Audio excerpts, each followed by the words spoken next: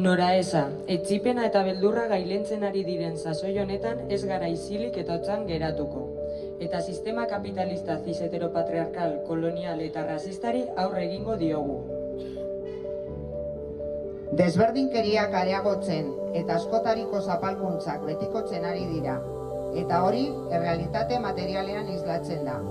Etxebizitzarako sarbidea nork duen eta nork ez, baliorik gabeko lanetan nor dabilen eta nor ez, hainbat eskubideren jabe nor den eta nor ez, finean, nori eragiten dion geroz eta gehiago sistema kapitalista cis-heteropatriarkal kolonialistak eta rasistak.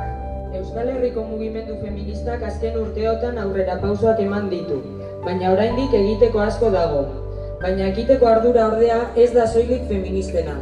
Instituzioak, patronalak, gizonak, sistema hau betikotzen duzuen guztiak, urgentziaz exigitzen dizuegu, hartu dagokizuen erantzunkizuna.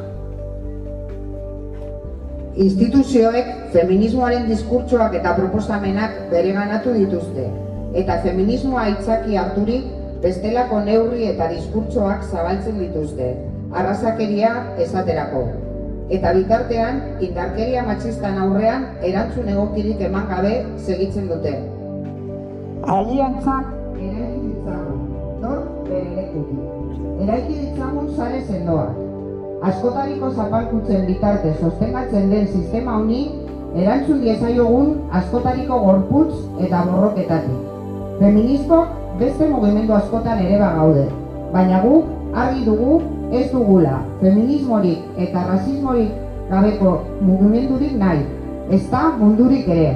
Feminismotik beste mundu bat eraikiko dugu. Zapalkuntza sistemen aurrean antolatuko gara eta borroka egingo dugu. Gora, borroka feminista!